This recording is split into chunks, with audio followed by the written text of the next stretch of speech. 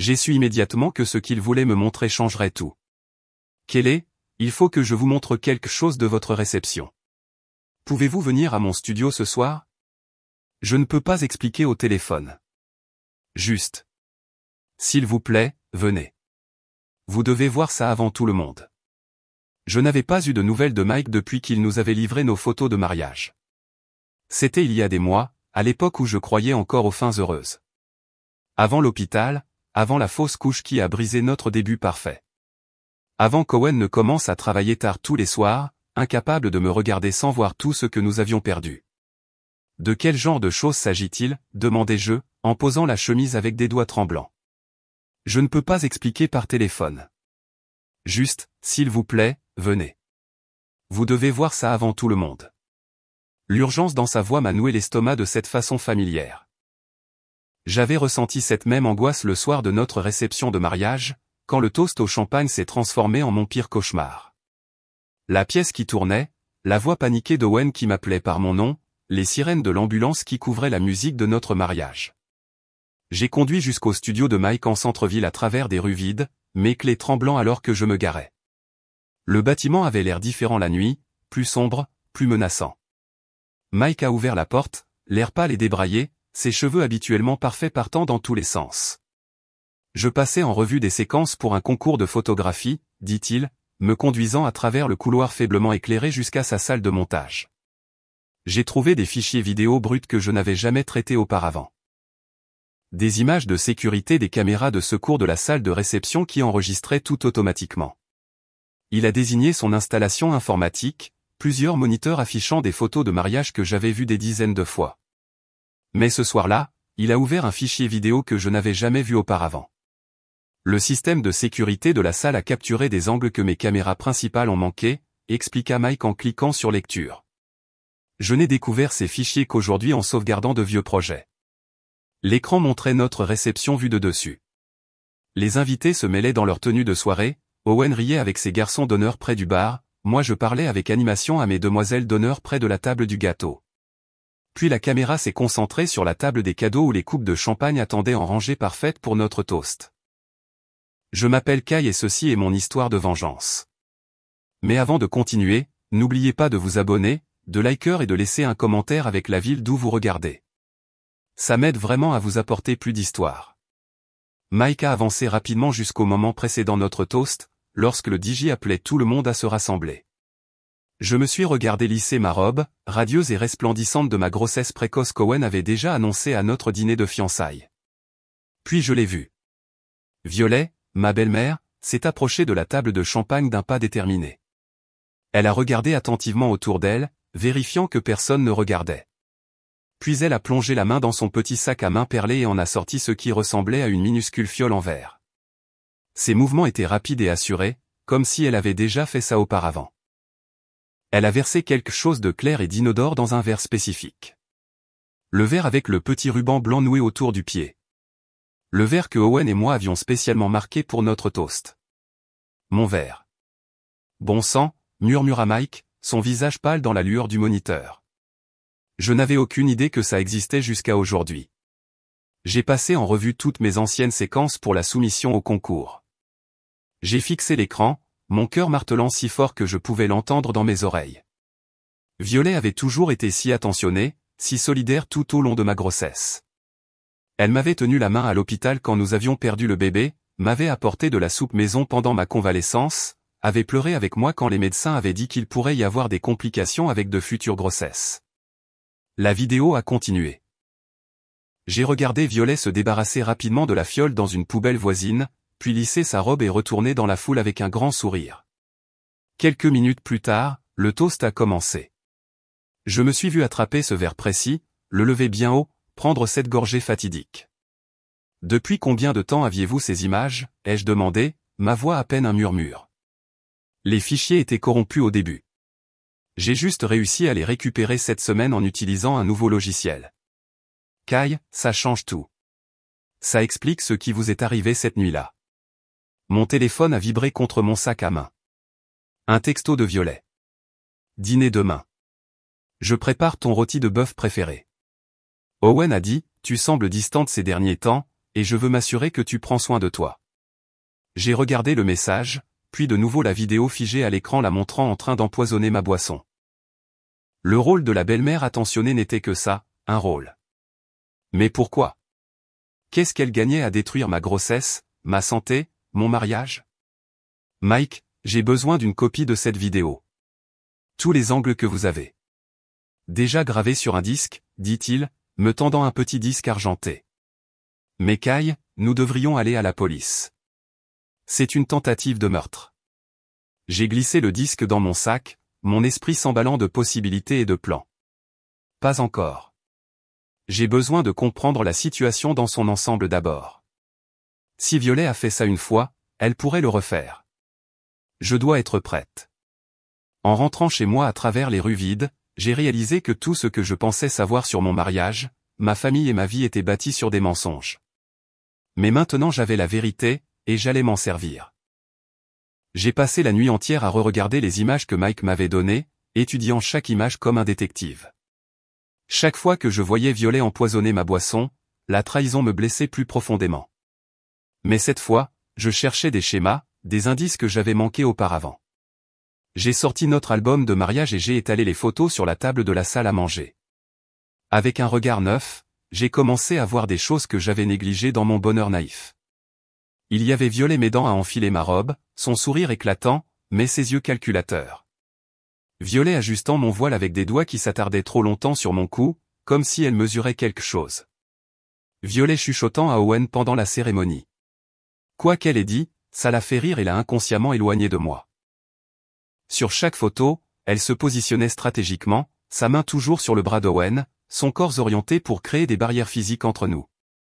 Pendant la danse père-fille, elle se tenait au bord de la piste de danse, non pas en souriant à ce moment touchant, mais en me regardant avec une expression que je reconnaissais maintenant comme une évaluation froide. Je me suis souvenu de notre dîner de fiançailles quand Owen n'avait pas pu contenir son excitation et avait annoncé ma grossesse. Nous avions prévu d'attendre le 2e trimestre, mais il était trop ravi pour garder le secret. La fourchette de Violet avait cliqueté contre son assiette. Son visage était devenu complètement blanc avant qu'elle ne force ce sourire éclatant familier. C'est merveilleux, avait-elle dit, mais sa voix s'était brisée sur les mots. Un autre bébé à aimer. Le mot « autre » avait étrangement résonné dans l'air. Owen était son seul enfant. Que voulait-elle dire par « autre » ? J'ai étudié les photos de la réception avec une loupe. Sur une image prise quelques minutes avant le toast, Violet se tenait près de la table de champagne. Son sac était ouvert, sa main cachée à l'intérieur, et son visage montrait une concentration intense. Le photographe avait capturé sans le savoir le moment exact de sa préparation. Mon téléphone a sonné, me tirant de mon analyse. La sonnerie d'Owen. « Maman a appelé », dit-il sans préambule. « Elle s'inquiète pour toi. Elle dit que tu avais l'air contrarié quand tu as quitté le studio de Mike hier soir et elle veut s'assurer que tu vas bien. » Mon sang se glaça. Je n'avais jamais dit à Owen que j'allais voir Mike. J'avais simplement dit que je faisais des courses et que je rentrerais tard. Mais d'une manière ou d'une autre, Violet savait exactement où j'avais été. Comment savait-elle que j'étais au studio de Mike? Elle a vu ta voiture garée devant en passant. Tu sais comme elle s'inquiète pour nous, surtout après tout ce que nous avons traversé. Violet habitait à l'autre bout de la ville, à au moins 20 minutes du studio de Mike en centre-ville. Il n'y avait aucune raison logique pour qu'elle passe devant ce bâtiment précis la nuit, à moins qu'elle ne me suive. Je rentre tôt aujourd'hui, continua Owen. Maman veut dîner avec nous. Elle apporte cette cocotte que tu as aimée le mois dernier. Celle qui m'avait rendu malade après. Tu n'étais pas malade, chérie. Tu étais juste fatiguée. Le docteur Morrison a dit que tes problèmes d'estomac étaient probablement liés au stress. Mais je me souvenais clairement de cette nuit maintenant. Le goût métallique étrange dans la cocotte, la nausée qui m'avait frappé 1 heure plus tard, la façon dont Violet avait insisté pour que je me resserve. À l'époque, j'avais attribué cela aux hormones de grossesse et au stress. Maintenant, je me demandais quoi d'autre elle avait testé sur moi. Je te vois à la maison, dis-je en terminant l'appel. J'ai regardé par la fenêtre de devant et je me suis figé. La berline argentée de Violet était garée de l'autre côté de la rue, moteur en marche. Elle était assise derrière le volant, observant ma maison.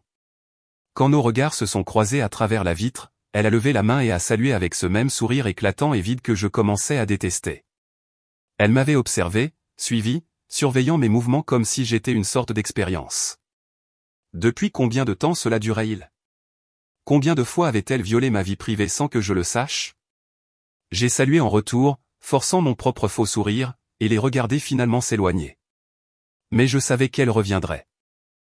Elle revenait toujours, s'immisçant dans nos vies chaque fois qu'elle sentait Owen s'éloigner de son influence. Ce soir-là, alors que j'attendais qu'Owen rentre avec sa mère à sa suite, j'ai caché la vidéo du mariage dans un endroit où je savais qu'elle ne la trouverait jamais, car je commençais à comprendre que ce n'était que le début. Si Violet m'avait empoisonné une fois, elle n'hésiterait pas à le refaire, et la prochaine fois, je serais prête pour elle. Owen est rentré à la maison avec des plats à emporter de mon restaurant thaïlandais préféré et une boîte de biscuits faits maison par Violet. Les mêmes qui m'avaient donné des crampes d'estomac le mois dernier. Ses offrandes de paix semblaient répétées, comme si quelqu'un lui avait dit exactement quoi apporter. « Maman pense que tu as du mal à digérer tout ce qui s'est passé », dit-il en déballant les contenants avec des mouvements prudents. Elle veut t'aider à surmonter le traumatisme. J'ai voulu lui montrer la vidéo sur le champ pour briser ses illusions sur sa précieuse mère. Mais quelque chose m'a retenu. La façon dont il la défendait si automatiquement. La façon dont il ne remettait jamais en question sa présence constante dans nos vies. Et s'il savait déjà ce qu'elle avait fait? Et s'il avait été complice depuis le début? Au lieu de cela, je suis retourné au studio de Mike le lendemain matin, prétextant un rendez-vous chez le dentiste.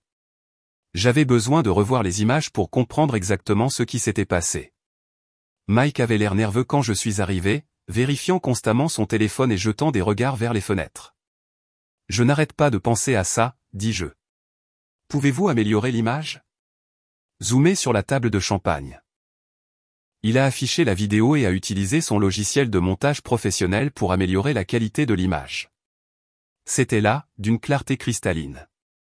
La main manucurée de Violet tenant la petite fiole, son visage montrant une concentration froide alors qu'elle vidait le contenu dans mon verre.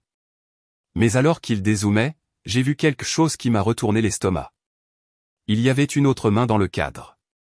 Une main masculine avec une alliance familière tenant le même verre stable pendant que Violet versait. La main d'Owen. Sa montre distinctive a capté la lumière alors qu'il riait de quelque chose que sa mère lui chuchotait à l'oreille. « Pouvez-vous agrandir cette section ?» ai-je demandé en montrant la main d'Owen. Mike a zoomé davantage. Il n'y avait aucun doute. Owen tenait ma coupe de champagne pendant que sa mère l'empoisonnait. Travaillaient-ils ensemble? Mon propre mari avait-il conspiré pour détruire notre grossesse, ou Violet l'avait-elle manipulé d'une manière ou d'une autre, le convainquant de l'aider sans révéler ses véritables intentions? C'est la preuve d'un crime grave, dit Mike doucement. Plusieurs crimes, en fait. Complot, tentative de meurtre, agression. Pouvez-vous m'en faire plusieurs copies, différents formats?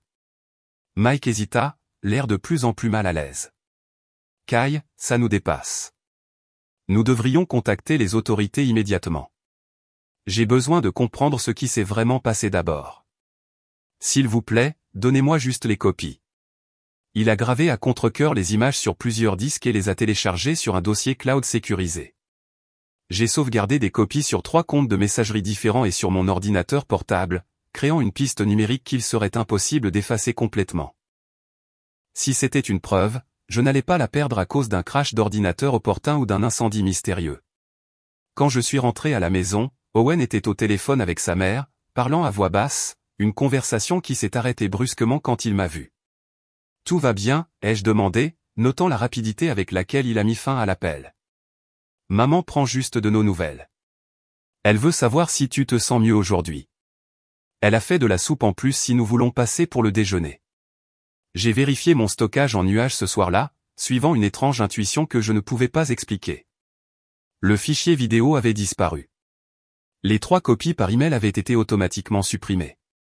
Le disque manquait dans mon sac à main, même si je l'avais caché dans le compartiment zippé. Mais j'avais anticipé cette possibilité. Ce matin-là, j'avais fait une copie supplémentaire que personne ne connaissait, cachée dans un dossier intitulé « Documents fiscaux 2019 » sur un vieux disque dur externe que je gardais dans mon bureau à domicile.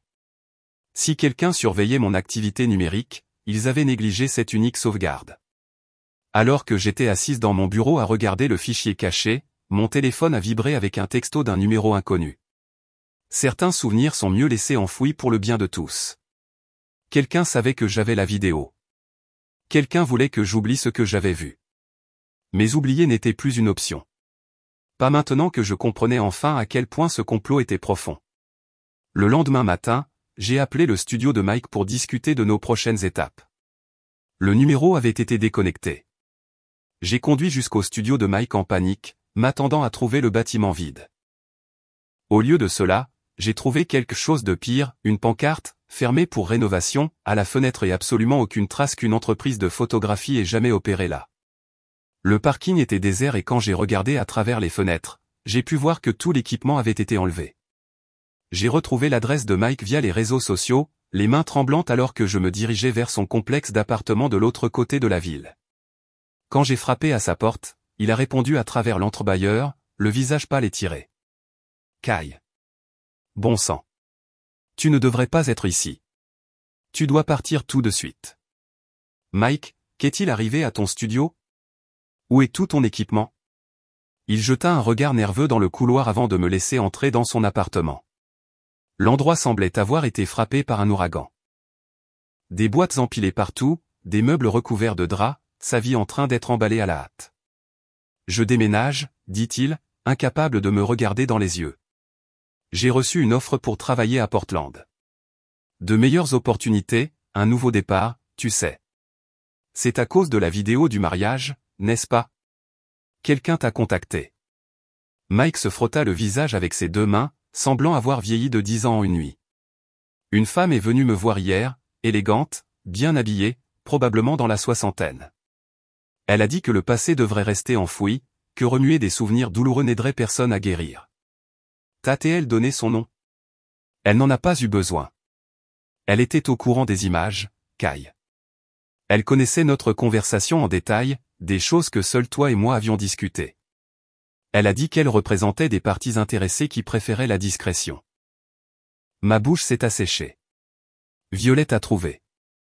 Elle m'a proposé d'acheter tout mon équipement de studio au double de sa valeur marchande si j'acceptais ce poste à Portland immédiatement. Paiement en espèces? Aucune question posée. Elle avait même la lettre d'offre d'emploi avec elle. Il s'avère que le studio de Portland appartient à une entreprise avec laquelle sa société d'investissement a des liens. L'étendue de l'influence de Violet devenait claire. Il ne s'agissait pas seulement de m'empoisonner. Elle avait des ressources financières, des relations d'affaires, la capacité de faire disparaître les gens quand ils devenaient gênants. Mike, lui as-tu donné des copies de la vidéo? Il eut l'air honteux. Elle a tout pris. Toutes les séquences brutes, tous les disques de sauvegarde, chaque copie que j'avais faite. Elle a dit que c'était pour le mieux, que les familles traumatisées méritent d'avancer sans rappel douloureux. Elle t'a menacé. Pas directement, mais elle a mentionné à quel point il serait malheureux que ma réputation soit endommagée par des accusations de manipulation d'images pour exploiter des familles en deuil. Elle m'a montré des coupures de journaux sur des photographes qui avaient été poursuivis pour violation de la vie privée. Même Mike ne me croyait plus. En moins de 24 heures, Violet l'avait atteint, m'avait dépeinte comme l'épouse instable qui devait passer à autre chose, et avait effacé toutes les preuves de son crime. Sa manipulation était minutieuse et terriblement efficace. Kay, je sais que tu souffres, mais peut-être qu'elle a raison. Peut-être qu'il est temps de se concentrer sur la guérison au lieu de chercher quelqu'un à blâmer. J'ai quitté l'appartement de Mike en me sentant complètement seul. Violet avait atteint le seul témoin, discrédité mon histoire avant même que je puisse la raconter, et s'était fait passer pour la belle-mère attentionnée protégeant sa famille d'un traumatisme inutile. Quand je suis arrivé à la maison, la voiture d'Owen était déjà dans l'allée, même s'il aurait dû être au travail pendant encore plusieurs heures. À travers la fenêtre de la cuisine, j'ai pu voir Violet mettre la table avec ma belle vaisselle, portant un tablier par-dessus sa robe comme si elle habitait là. Elle était de nouveau dans ma maison, s'installant dans mon espace, probablement en train de planifier son prochain coup. Quand elle m'a repéré à travers la fenêtre, elle a salué joyeusement et a montré le four, indiquant qu'elle avait cuisiné.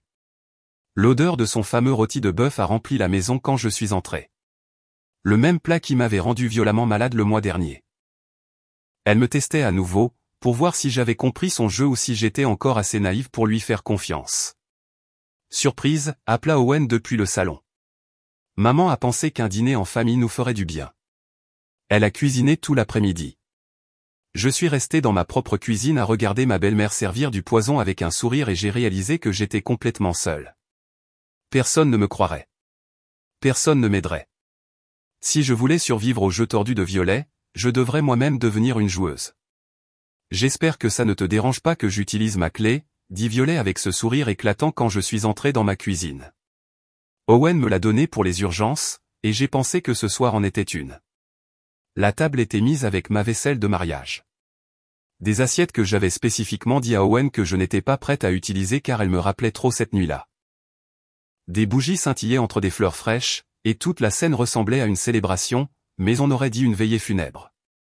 Owen est apparu du salon, me prenant dans ses bras dans une étreinte qui semblait rigide et répétait. N'est-ce pas merveilleux? Comme au bon vieux temps, nous trois ensemble. Violet avait préparé tous mes plats prétendument préférés, y compris ce rôti de bœuf qu'elle m'avait servi le mois dernier. Elle s'affairait dans ma cuisine comme si elle en était la propriétaire, servant du vin dans des verres en cristal qui ressemblaient étrangement à ceux de notre réception de mariage. Bois, m'a-t-elle encouragé, remplissant mon verre d'un vin rouge d'apparence coûteuse. C'est un millésime spécial que je gardais pour la bonne occasion. Mes mains tremblaient en prenant le verre, me souvenant de la vidéo d'elle empoisonnant mon champagne. J'ai fait semblant de siroter tout en observant son visage pour toute réaction. Je racontais justement à Owen ma conversation avec ce photographe, dit-elle, coupant sa viande avec une précision délicate. Pauvre homme, il semblait si confus au sujet du passé. Parfois, il vaut mieux ne pas réveiller le chat qui dort, tu ne crois pas? Quelle conversation, demanda Owen, bien que son ton suggère qu'il le savait déjà. Oh, rien d'important. Il avait des problèmes avec du vieux matériel, stressé par les délais. Je l'ai aidé à réaliser qu'il était temps pour un nouveau départ ailleurs. Les mots étaient assez innocents, mais son ton portait un avertissement clair. Elle me disait qu'elle avait géré la situation avec Mike, éliminé les preuves, et s'attendait à ce que je me taise sur ce que j'avais découvert. Certains souvenirs sont mieux laissés enfouis, continua-t-elle, me regardant droit dans les yeux tout en maintenant son doux sourire, surtout les plus douloureux qui pourraient causer une peine inutile aux personnes que nous aimons le plus. Owen hocha la tête d'un air absent, mais j'ai parfaitement compris. C'était sa façon de me dire d'oublier la vidéo. D'oublier ce que j'avais vu et d'accepter l'histoire officielle d'une maladie mystérieuse. La famille est si précieuse, dit Violet, remplissant le verre de vin d'Owen tout en gardant les yeux sur moi. Nous nous protégeons les uns les autres de la douleur inutile. Nous empêchons les secrets nuisibles de détruire les liens qui comptent le plus.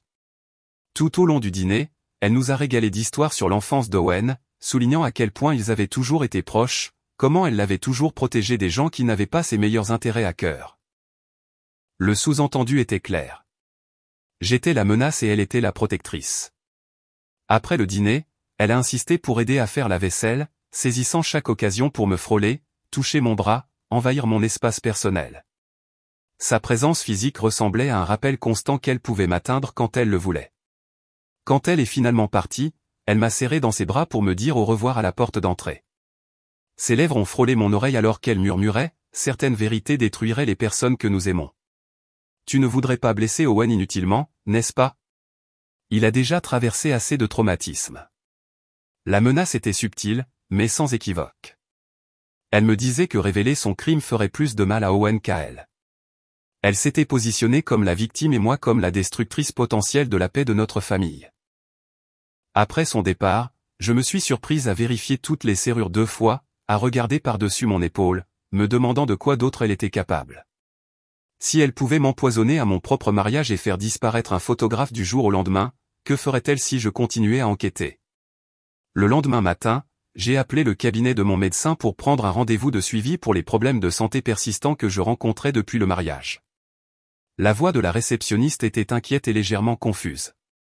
Oh, Kai, votre belle-mère était justement ici hier pour demander des informations sur votre dossier médical.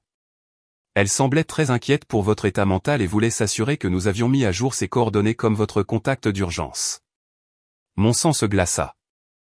Violet travaillait déjà à contrôler mon récit médical, se positionnant comme ma soignante tout en me faisant passer pour mentalement instable. Quoi qu'elle prépare ensuite, elle posait les bases pour me faire passer pour un témoin peu fiable de ma propre vie. J'ai conduit directement au cabinet du docteur Morrison, mon esprit s'emballant avec les implications. Sa réceptionniste a confirmé les détails avec une inquiétude croissante alors qu'elle réalisait la gravité de ce qui s'était passé. Votre belle-mère a dit que vous aviez eu des épisodes depuis votre fausse couche, a expliqué la réceptionniste. Que vous voyez des choses qui n'étaient pas là, que vous deveniez paranoïaque à propos des membres de votre famille. Elle voulait s'assurer que nous avions son numéro au cas où vous auriez besoin d'une intervention psychiatrique immédiate. Le docteur Morrison m'a vu entre deux rendez-vous, me calant dans son emploi du temps chargé quand j'ai expliqué l'urgence. Il me connaissait depuis des années, avait été mon gynécologue pendant la grossesse et m'avait traité après la perte. Et son inquiétude semblait sincère. Mais je pouvais voir le doute s'insinuer dans son expression alors que j'essayais d'expliquer les manipulations de Violet. Violet a mentionné que vous aviez du mal avec la réalité ces derniers temps, dit-il doucement, consultant des notes qui n'auraient pas dû exister. Elle s'inquiète de pensées paranoïaques, de comportements obsessionnels envers les membres de la famille.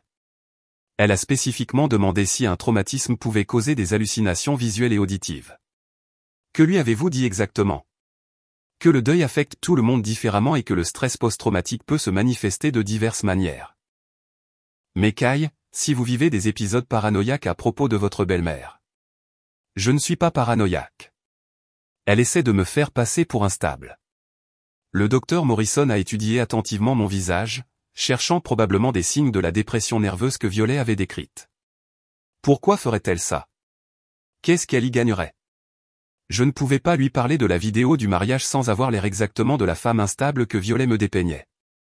Au lieu de cela, j'ai demandé, quoi d'autre voulait-elle savoir sur mes antécédents médicaux? Le docteur Morrison hésita, consultant à nouveau ses notes. Elle a posé des questions détaillées sur votre santé reproductive, si la fausse couche pourrait affecter de futures grossesses, quels médicaments vous prenez actuellement, si vous avez discuté de planification familiale depuis la perte. Les pièces se sont emboîtées avec une clarté terrifiante. Violet ne se contentait pas de couvrir ce qu'elle avait fait. Elle construisait activement un profil complet de mes vulnérabilités. Elle étudiait mes antécédents médicaux, mon état mental, ma relation avec Owen, cherchant des points de pression qu'elle pourrait exploiter. Elle semblait particulièrement préoccupée par votre capacité à donner des enfants à Owen à l'avenir, continua le docteur Morrison. Elle a mentionné qu'Owen vient d'un milieu très axé sur la famille et qu'elle s'inquiétait de la façon dont les problèmes de fertilité pourraient affecter votre mariage. Docteur, j'ai besoin que vous mettiez une note dans mon dossier immédiatement. Violet n'est pas autorisée à accéder à mes informations médicales. Elle n'est pas de ma famille et elle n'est certainement pas mon contact d'urgence. Mais elle est la mère d'Owen et vous êtes mariés. Elle n'est pas ma mère et elle n'a aucun droit légal sur mes informations de santé privée. Le docteur Morrison a accepté de mettre à jour mes dossiers, mais je pouvais voir l'incertitude dans ses yeux. Le récit empoisonné de Violet prenait déjà racine. Dans son esprit, je devenais la patiente paranoïaque qui se méfiait de l'inquiétude légitime de sa belle-mère attentionnée. En quittant le cabinet, mon téléphone a vibré avec un texto d'un numéro inconnu. Votre visite chez le médecin a été notée. Certaines conversations devraient rester privées. Elle m'observait en temps réel, suivant mes mouvements, surveillant mes tentatives pour me protéger. Le texto venait d'un numéro différent d'avant, suggérant qu'elle avait plusieurs téléphones ou utilisait une sorte de technologie pour masquer son identité. Je suis resté dans ma voiture sur le parking, les mains tremblantes en relisant le message. Puis un autre texto est arrivé du même numéro. Owen mérite mieux que la suspicion et la paranoïa. N'êtes-vous pas d'accord? Elle menaçait maintenant mon mariage, suggérant que mon enquête sur ces crimes était le vrai problème. Elle avait tellement tordu le récit que chercher la vérité ressemblait à de l'instabilité mentale et se protéger ressemblait à trahir mon mari. Mais je n'allais pas laisser sa guerre psychologique fonctionner. Si Violet pensait qu'elle pouvait me manipuler jusqu'à la soumission, elle avait sous-estimé à qui elle avait affaire. J'avais survécu à sa première attaque, et maintenant je savais contre quoi je me battais. La question était, combien d'autres victimes y avait-il eu, et combien d'entre elles avaient abandonné avant de pouvoir la démasquer? J'avais besoin de savoir si j'étais la première victime de Violet, ou si elle avait perfectionné ses techniques sur d'autres femmes qui s'étaient trop approchées d'Owen. Mon mari était sorti avec plusieurs femmes sérieusement avant moi. Des relations qui s'étaient terminées soudainement et mystérieusement, toujours avec Owen affirmant qu'elles étaient devenues instables ou exigeantes. J'ai trouvé Jessica Hamilton, la petite amie d'Owen à l'université, via les réseaux sociaux. Elle travaillait dans une boutique de luxe en centre-ville, et j'ai attendu dehors la fin de son service, observant à travers la vitrine comment elle aidait les clients avec une efficacité qui témoignait d'intelligence et de compétence, pas de la femme instable qu'Owen avait décrite. « Vous êtes la femme d'Owen », dit-elle quand je l'ai abordée devant le magasin. La reconnaissance se mêlait à quelque chose qui ressemblait à de la pitié dans ses yeux sombres. « Nous devons parler de Violet. » Jessica jeta un regard nerveux autour d'elle, puis suggéra un café animé à plusieurs pâtés de maison de là, où le bruit empêcherait quiconque d'entendre notre conversation. Elle choisit une table dans le coin arrière, vérifiant constamment les fenêtres comme si elle s'attendait à être suivie. Violet semblait si douce quand je l'ai rencontrée pour la première fois, commença Jessica, remuant son café avec des mains tremblantes. M'invitant toujours à des dîners de famille, voulant mieux me connaître, posant des questions détaillées sur mes antécédents et mes projets avec Owen. Quel genre de questions? Des questions personnelles sur les antécédents médicaux de ma famille, si je voulais des enfants, combien, quand?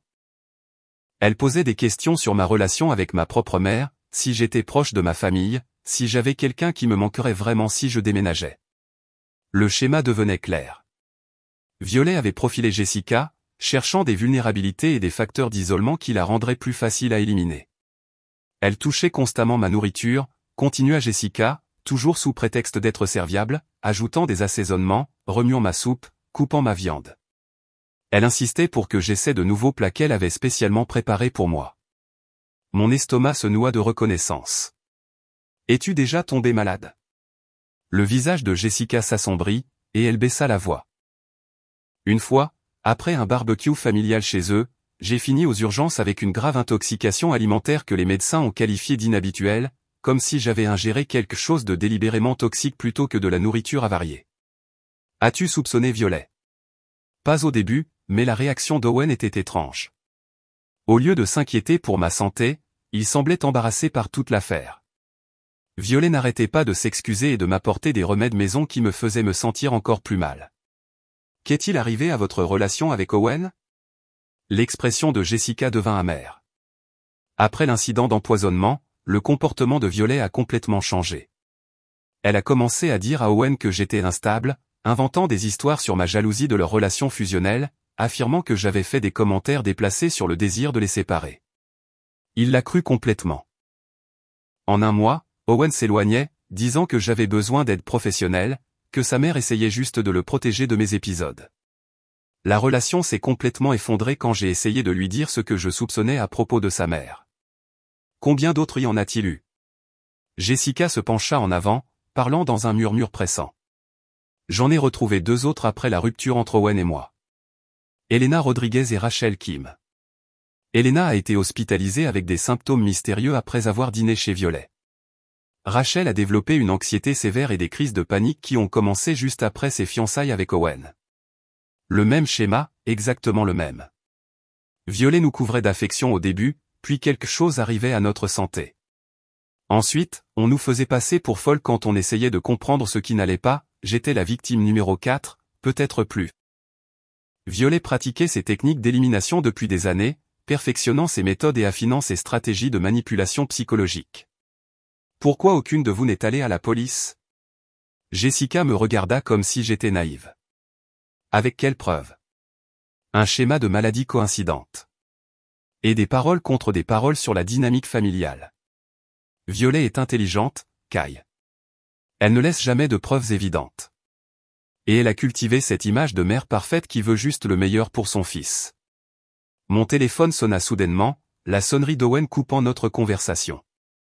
Les yeux de Jessica s'écarquillèrent de peur sincère quand elle vit l'identifiant de l'appelant. Ne lui dis pas que nous avons parlé, murmura-t-elle avec urgence, ramassant son sac. Elle a des moyens de tout savoir. Elena a essayé de m'avertir à ce sujet. J'ai répondu à l'appel d'Owen alors que Jessica se hâtait vers la sortie, sans se retourner. Où es-tu? Demanda Owen, la voix tendue. Maman prépare encore le dîner, et elle m'a spécifiquement demandé de m'assurer que tu serais là. Elle dit qu'elle a quelque chose d'important à discuter avec nous deux. Quel genre de choses? À propos de notre avenir. À propos de peut-être essayer à nouveau d'avoir une famille. Elle pense qu'il est temps que nous arrêtions de faire notre deuil et que nous commencions à planifier la suite. Derrière sa voix, j'entendais Violet fredonner en arrière-plan. La même mélodie qu'elle avait fredonnée en mettant ma table l'autre soir. Le son de quelqu'un qui se sentait complètement en contrôle. Ce soir-là, alors que je rentrais chez moi pour affronter le piège que Violet avait préparé, mon système de sécurité domestique a envoyé une alerte à mon téléphone. Mouvement détecté à la porte arrière. L'horodatage indiquait que l'alerte s'était déclenchée pendant que j'étais au café avec Jessica. Quelqu'un était entré dans ma maison pendant que j'apprenais l'existence des autres victimes de Violet. Les images de sécurité étaient d'une clarté cristalline et absolument glaçante. J'ai regardé depuis mon téléphone une silhouette vêtue de sombre se déplacer avec assurance dans mon jardin, sachant exactement où se trouvaient les détecteurs de mouvement et comment éviter la plupart d'entre eux. Lorsque les lumières automatiques se sont déclenchées, elles ont révélé clairement le visage de Violet. Elle a utilisé une clé pour entrer par ma porte arrière comme si elle y appartenait. Une fois à l'intérieur, je l'ai regardée se déplacer dans ma cuisine avec une efficacité déterminée, ouvrant les tiroirs et les placards, non pas comme quelqu'un qui cherche, mais comme quelqu'un qui savait exactement où tout était rangé. Elle a passé plusieurs minutes à ma cafetière à faire quelque chose que je ne pouvais pas bien voir depuis l'angle de la caméra. Puis elle s'est dirigée vers mon garde-manger et a semblé ajouter quelque chose à mon pot de farine. Ensuite, elle est allée au réfrigérateur et a manipulé plusieurs articles, accordant une attention particulière à mon jus d'orange et à la soupe restante qu'Owen avait rapportée hier. Mais la partie la plus dérangeante a été quand elle s'est dirigée vers la chambre principale. Owen était en voyage d'affaires, et Violet savait que la maison serait vide. Elle est restée un long moment au-dessus de notre lit, touchant l'oreiller d'Owen, lissant les couvertures comme si elle l'imaginait là. Puis elle a ouvert le tiroir de sa table de chevet et a retiré quelque chose de petit, quelque chose qui a capté la lumière alors qu'elle le glissait dans son sac. Quand elle est partie par la porte arrière, elle l'a soigneusement verrouillé derrière elle et a réinitialisé le système d'alarme en utilisant un code qu'elle n'aurait pas dû connaître. Je me suis précipité chez moi immédiatement, le cœur battant. La cafetière semblait normale, mais j'ai quand même jeté tous les filtres et les dosettes. Dans le garde-manger, j'ai examiné le pot de farine et j'ai trouvé de minuscules marques de piqûres dans le plastique, là où quelqu'un avait injecté quelque chose avec une seringue. J'ai jeté tous les aliments ouverts et j'ai pris la note mentale de faire toutes mes courses moi-même à partir de maintenant. Dans la table de chevet d'Owen, j'ai trouvé un espace vide là où il gardait habituellement ses médicaments d'urgence contre l'anxiété, la prescription qu'il avait obtenue après ma fausse couche pour l'aider à dormir. Pourquoi Violet prendrait-elle les médicaments d'Owen? Quand Owen est revenu de son voyage d'affaires, je lui ai montré les images de sécurité sur mon ordinateur portable. Je m'attendais à du choc, de l'inquiétude, peut-être même de la colère face à la violation de notre vie privée par sa mère. Au lieu de cela, sa réaction a été complètement différente. « Pourquoi as-tu des caméras qui enregistrent à l'intérieur de notre maison ?» a-t-il demandé, la voix tendue par ce qui sonnait comme une accusation. « M'espionnes-tu ? Je nous protège. Ta mère est entrée par effraction dans notre maison pendant que tu étais parti. Elle n'est pas entrée par effraction. Je lui ai donné cette clé pour les urgences, tu te souviens ? Et je lui ai donné le code de l'alarme au cas où il t'arriverait quelque chose pendant mon voyage. Ce n'était pas une urgence. Elle trafiquait notre nourriture. » La mâchoire d'Owen se serra d'une manière que je n'avais jamais vue auparavant. Elle vérifiait probablement juste les choses, s'assurant que tu étais en sécurité et que tu mangeais correctement. Elle s'inquiète pour toi, surtout quand je ne suis pas là. À 2 heures du matin, en injectant des choses dans notre nourriture. Tu ne sais pas si c'est ce qu'elle faisait. La qualité de la vidéo n'est pas assez claire pour voir les détails. Peu importe les preuves que je présentais, Owen trouvait des moyens de rationaliser le comportement de sa mère. Elle l'avait si bien dressé qu'il ne pouvait pas voir ces violations comme des violations, seulement comme des expressions d'amour et d'inquiétude. « Je veux qu'elle rende sa clé », dis-je fermement. « Ce n'est pas juste pour elle. Elle fait partie de la famille et elle a toujours été là pour nous. Je suis ta femme. Tu agis de nouveau de manière paranoïaque. Maman m'avait prévenu que ça pourrait arriver. Que le deuil pourrait te rendre méfiante envers les gens qui essaient juste d'aider. » La conversation s'est terminée avec Owen dormant dans la chambre d'amis, prétendant avoir besoin d'espace pour réfléchir. Mais je soupçonnais que Violet l'avait préparé à ce conflit. L'avait coaché sur la façon de réagir quand je découvrirais inévitablement sa surveillance. Le lendemain matin, pendant qu'Owen était au travail, j'ai engagé un détective privé. Si la police ne voulait pas me croire et que mon mari ne voulait pas me protéger, je devrais monter mon propre dossier contre Violet. Mais d'abord, je devais comprendre toute l'étendue de ce à quoi j'avais affaire. Ray Mallory ressemblait au grand-père de tout le monde. Cheveux argentés, yeux bienveillants, le genre de visage qui se fondrait dans n'importe quelle foule. Il était spécialisé dans les cas de surveillance domestique et avait 20 ans d'expérience dans les « situations familiales », comme il les appelait diplomatiquement. Je lui ai montré la vidéo du mariage caché sur mon disque dur externe et j'ai expliqué le schéma de comportement de Violet avec les anciennes petites amies d'Owen. Ray a écouté sans jugement, prenant des notes détaillées et posant des questions pointues qui montraient qu'il avait déjà traité des cas similaires. Les preuves chimiques seraient impossibles à trouver si longtemps après les faits, dit-il en examinant les images. Mais nous pouvons documenter ses activités actuelles, établir un schéma de harcèlement et de comportement de harcèlement criminel. Ray a commencé la surveillance immédiatement en utilisant des techniques que Violet ne détecterait jamais. En une semaine, il avait des nouvelles troublantes qui confirmaient mes pires soupçons. Votre belle-mère fait des achats réguliers dans des magasins de fournitures médicales à travers la ville, a-t-il rapporté, me tendant un épais dossier de reçus et de photographies. Elle paie toujours en espèces, ne va jamais 2 fois au même endroit, utilise toujours des entrées et des sorties différentes. Les photographies montraient Violet achetant des seringues, de petites fioles en verre, des tubes de qualité médicale et des balances numériques assez précises pour mesurer de petites quantités. Les reçus remontaient à des mois avant mon mariage et continuaient jusqu'à aujourd'hui. Pourquoi aurait-elle besoin de ça, ai-je demandé, bien que je soupçonne déjà la réponse. C'est ce que nous devons déterminer. J'ai aussi fait des recherches sur ses antécédents et j'ai trouvé des informations intéressantes. Ray avait découvert que Violet avait travaillé comme infirmière diplômée pendant 15 ans avant la naissance d'Owen. Elle avait été contrainte de démissionner de son poste dans un hôpital prestigieux après de multiples accusations de falsification de médicaments, bien que des poursuites pénales n'aient jamais été engagées en raison de preuves insuffisantes. Elle savait exactement ce qu'elle vous faisait, dis-je en étudiant les dossiers d'emploi. C'est pire encore. J'ai trouvé des registres d'achat en ligne sur des sites web de fournisseurs pharmaceutiques, le genre qui vend des produits chimiques de recherche et des composés qui ne sont pas réglementés pour un usage grand public.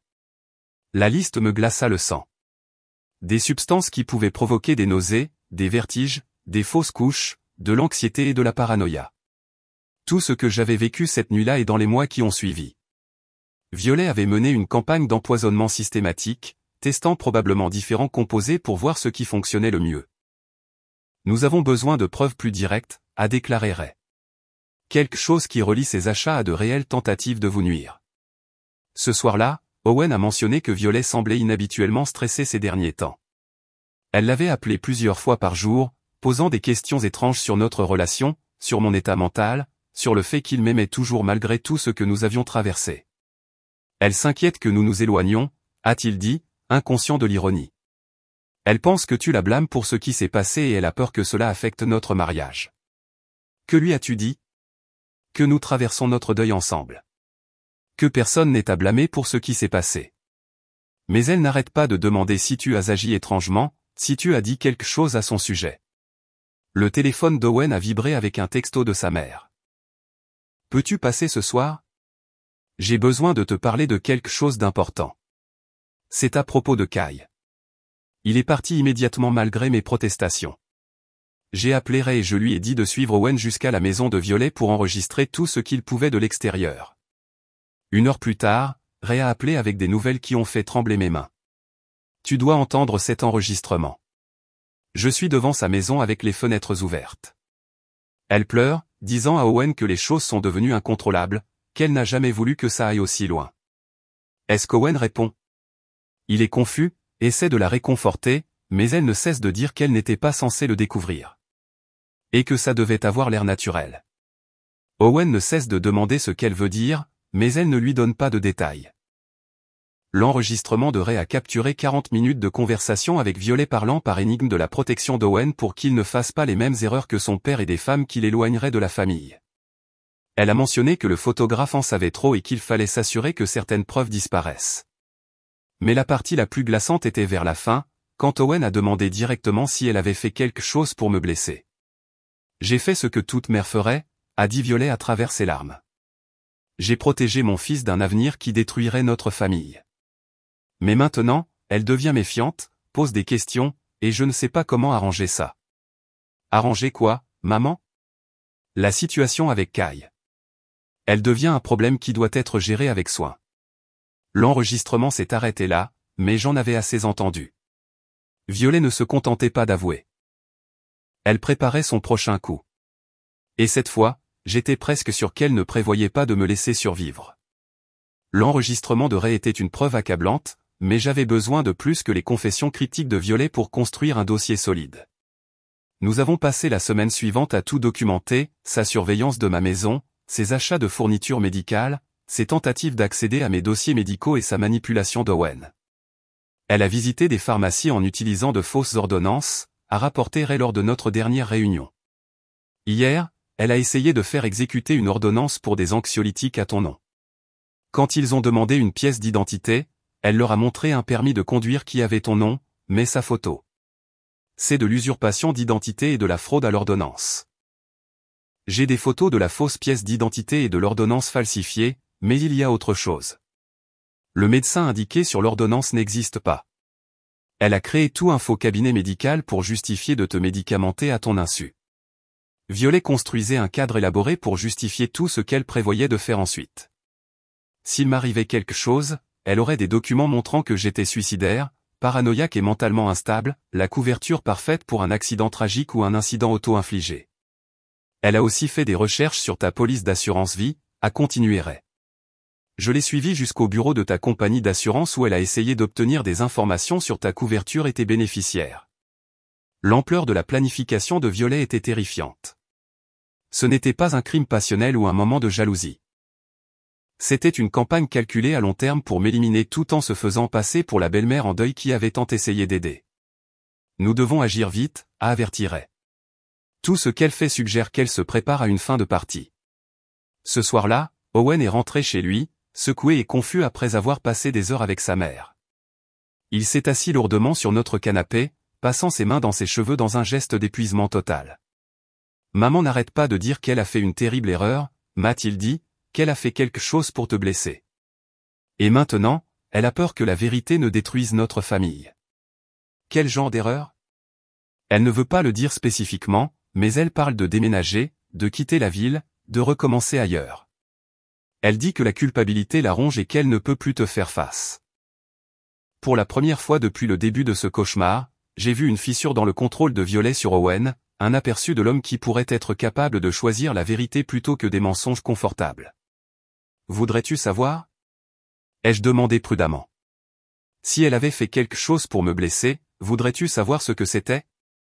Owen m'a regardé avec des yeux désespérés et effrayés. Et si la vérité est pire que de ne pas savoir? Et si cela change tout entre nous? Avant que je puisse répondre, des phares ont balayé notre fenêtre avant. La voiture de Violet s'est garée dans notre allée pour la 3e fois cette semaine. Elle n'arrête pas de passer en voiture, a dit Owen. Parfois, elle reste juste assise là pendant des heures à regarder la maison. Quand je lui demande ce qu'elle fait, elle dit qu'elle ne supporte pas d'être seule avec ses pensées. Violet est restée dans sa voiture pendant près d'1 heure ce soir-là, à regarder fixement notre maison. Quand elle est finalement partie, j'ai trouvé une note manuscrite glissée sous notre porte d'entrée. Certains secrets sont trop lourds à porter seuls. Nous devons parler demain, juste nous deux. J'ai montré la note à Ray le lendemain matin. Il l'a examinée attentivement, notant la qualité du papier et les possibilités d'analyse graphologique. C'est ça, a-t-il dit. Elle est prête à faire son dernier coup. Quoi qu'elle prépare, ça va arriver bientôt. Que faisons-nous? Nous nous préparons à la guerre, car c'est exactement ce que c'est. Ray a installé du matériel d'enregistrement supplémentaire dans ma maison et m'a donné un bouton de panique qui l'alerterait ainsi que la police simultanément. Nous avons élaboré des plans de contingence pour différents scénarios, y compris ce qu'il fallait faire si Violet essayait de m'isoler ou si Owen devenait une menace. Mais malgré toute notre préparation, je n'étais pas prête pour ce qui s'est passé lorsque Violet est arrivée à ma porte le lendemain matin avec des fleurs à la main et le meurtre dans ses yeux. Violet est arrivée à 9 heures précises du matin, portant un bouquet de lys blanc, des fleurs funéraires, et arborant le même sourire qu'elle avait en empoisonnant mon champagne de mariage. Elle avait l'air fragile et grand maternel dans son cardigan doux, mais je pouvais voir l'acier sous la façade. Nous devons parler, dit-elle en entrant dans ma maison sans y être invitée. De ce qui s'est passé, de ce que je t'ai fait. Owen était au travail, ce que Violet savait parfaitement. Elle avait chronométré cette confrontation pour une intimité maximale, supposant probablement que je serais trop intimidé pour enregistrer notre conversation ou appeler à l'aide. Elle se trompait sur ce point. Je n'ai jamais voulu que les choses aillent aussi loin, commença-t-elle, s'installant sur ma chaise de cuisine comme si elle en était la propriétaire. Je voulais juste protéger mon fils pour qu'il ne fasse pas les mêmes erreurs que son père. Quelles erreurs? Choisir une femme qui l'éloignerait de sa famille, de moi. Les mains de Violet tremblaient légèrement alors qu'elle arrangeait les lys dans mon vase, mais sa voix restait ferme. Le père d'Owen nous a quittés quand Owen était petit. Il disait que j'étais trop possessive, trop contrôlante, qu'il avait besoin d'espace pour construire sa propre vie. Mais je n'étais pas contrôlante. Je protégeais ce qui comptait le plus. Alors tu as décidé de protéger Owen de moi. Pas de toi spécifiquement, du choix que tu représentais, le choix entre son ancienne famille et sa nouvelle, entre sa mère et sa femme. Elle a parlé de la destruction de ma grossesse comme s'il s'agissait d'une décision commerciale raisonnable, pesant les coûts et les avantages avec un calcul froid. J'ai fait des recherches sur ce qui provoquerait une fausse couche d'apparence naturelle, a-t-elle poursuivi de manière factuelle. Quelque chose qui semblerait induit par le stress, qui ne soulèverait pas de questions ou ne nécessiterait pas d'enquête approfondie. Tu as assassiné mon bébé. J'ai sauvé mon fils d'une vie de loyauté divisée et d'obligations concurrentes. Les enfants changent tout, Kai. Une fois que tu aurais eu ce bébé, Owen aurait appartenu à ton unité familiale au lieu de la mienne. La manière désinvolte dont elle a discuté de ma perte m'a donné la chair de poule. Ce n'était pas un moment de jalousie ou de panique. C'était un infanticide prémédité commis par quelqu'un qui voyait les vies humaines comme des pièces d'échecs à déplacer ou à retirer à volonté. Mais ensuite tu as commencé à poser des questions, dit Violet, son ton passant à une légère irritation. Ce photographe a trouvé des images qui n'auraient jamais dû exister. Je devais m'assurer que personne ne croirait tes accusations de plus en plus paranoïaques. Alors, tu m'as fait passer pour mentalement instable. J'ai créé un récit réaliste qui protégeait toutes les personnes impliquées. La mère en deuil qui a perdu un bébé et ne pouvait pas accepter que des choses tragiques arrivent parfois. La porte d'entrée s'est ouverte soudainement. La voix d'Owen a retenti. Maman, ta voiture est dehors. Le comportement de Violet a instantanément changé pour redevenir celui de la belle-mère douce et inquiète, mais je pouvais la voir calculer nos prochains mouvements.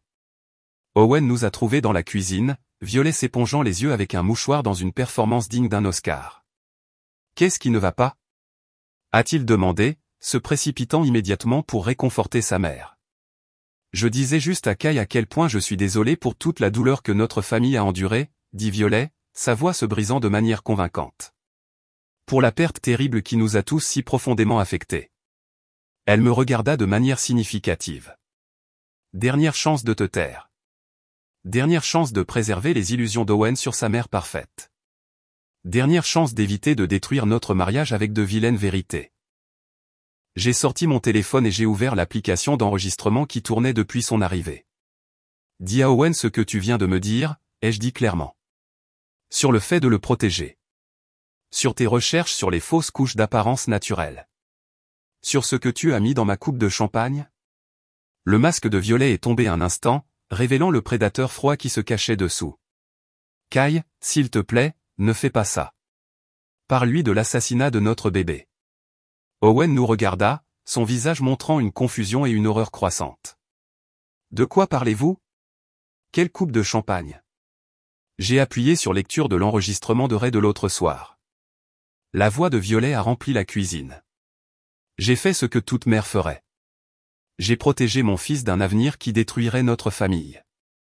Le visage d'Owen est devenu complètement blanc en écoutant la confession de sa mère. La confusion a laissé place à une compréhension écœurée alors que toutes les pièces se sont finalement emboîtées. Maman, a-t-il murmuré. Que as-tu fait à notre bébé? Violet s'est jetée sur mon téléphone, mais j'avais déjà envoyé le fichier à Ray, à mon avocat et à l'inspecteur Williams du service de police. Sa prise désespérée a tout confirmé mieux que n'importe quelle confession n'aurait pu le faire. Tu ne comprends pas, dit-elle à Owen, sa voix se brisant de panique sincère pour la première fois. Elle allait t'éloigner de moi, tout comme ton père l'a fait. Je ne pouvais pas te perdre aussi. Tu as tué notre enfant, dit Owen, sa voix à peine audible. Pour la première fois depuis tous les mois que je la connaissais, Violet n'avait pas de réponse, pas de manipulation, aucun moyen de tordre la vérité en quelque chose de palatable. Mon téléphone a sonné. L'inspecteur Williams. Madame Patterson, nous sommes prêts à procéder aux inculpations. Le suspect est-il toujours à votre emplacement? Alors que je répondais oui, j'ai regardé Owen regarder sa mère avec la réalisation naissante que tout ce qu'il avait cru sur sa famille était un mensonge. Le procès a duré 8 semaines et est devenu une sensation médiatique qui a secoué toute notre communauté. L'équipe de défense de Violet a tenté de la dépeindre comme une mère en deuil qui avait subi une dépression nerveuse, arguant que ses aveux avaient été obtenus sous la contrainte et que j'avais manipulé une femme âgée vulnérable par la pression psychologique. Mais les preuves étaient accablantes et indéniables. Les photos de surveillance de Ray, les achats de fournitures médicales, les dossiers pharmaceutiques, et le plus accablant de tous, la vidéo du mariage que Mike avait finalement récupéré de sa sauvegarde en nuage avant de fuir à Portland. Jessica, Elena et Rachel ont toutes témoigné de leurs expériences avec Violet, établissant un schéma de comportement clair qui s'étendait sur plus d'une décennie. L'accusation a brossé un tableau dévastateur d'une femme qui avait éliminé les menaces à son contrôle sur son fils, utilisant ses connaissances médicales pour commettre des crimes presque parfaits. Owen a témoigné à contre-cœur, sa voix se brisant alors qu'il admettait avoir tenu la coupe de champagne pendant que sa mère l'empoisonnait. Il a juré sous serment qu'il n'avait aucune connaissance de ce qu'elle faisait, qu'il pensait simplement aider à servir les boissons à sa propre réception de mariage. L'accusation l'a cru. Son choc et son horreur en apprenant la vérité étaient trop sincères pour être simulés. Le médecin légiste a témoigné sur les composés spécifiques trouvés dans les achats de Violet et sur la manière dont ils auraient pu causer ma fausse couche et mes problèmes de santé persistants. Des témoins experts ont expliqué comment sa formation d'infirmière lui avait donné à la fois les connaissances et l'accès pour commettre ces crimes tout en les faisant paraître naturels. Mais le témoignage le plus puissant est peut-être venu du docteur Morrison, qui a admis que Violet l'avait manipulé pour lui faire croire que j'étais mentalement instable.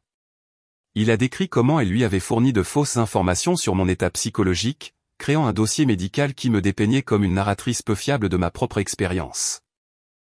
Lors des plaidoiries finales, le procureur a qualifié Violet de prédatrice qui utilisait la confiance placée dans les mères et les professionnels de la santé pour commettre des crimes inadmissibles contre des femmes innocentes.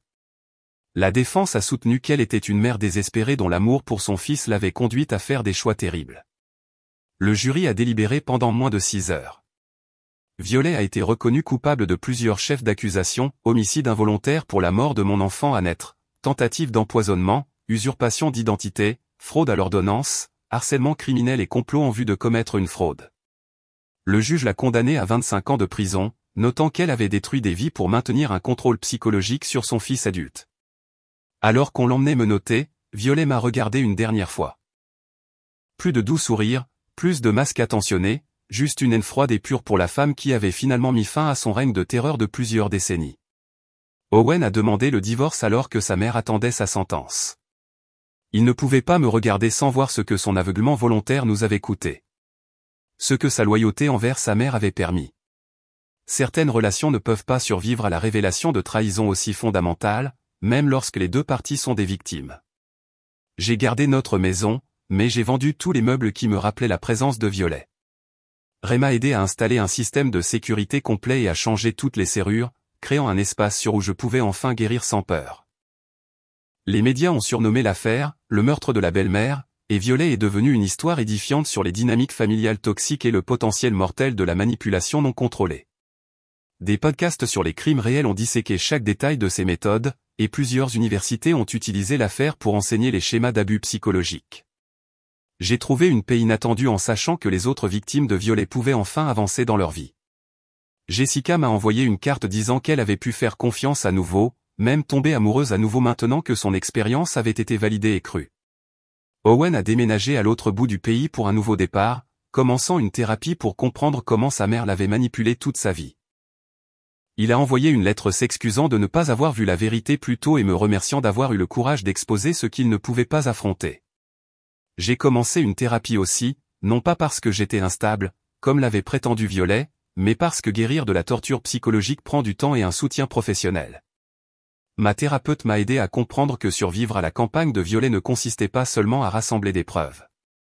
Il s'agissait de reconstruire ma capacité à faire confiance à mes propres perceptions après des mois de manipulation psychologique calculée. Le bébé que j'ai perdu serait né au printemps. Et j'ai planté un jardin commémoratif dans mon jardin où Violet rôdait autrefois dans l'obscurité. Quelque chose de beau qui pousse là où son poison s'était autrefois répandu.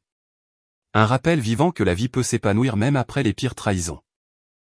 Parfois, je re-regarde la vidéo du mariage. Ce moment où tout a changé, mais je ne le savais pas encore. Mais maintenant, je le vois différemment, non pas comme la fin de mon bonheur, mais comme le début de ma force. Le moment où j'ai appris que l'amour de certaines personnes a un prix trop élevé à payer, et que se protéger des prédateurs demande un courage que la plupart des gens n'ont jamais à trouver. Violet pensait qu'elle pouvait contrôler notre histoire, manipuler chaque personnage et écrire la fin qui servait ses besoins.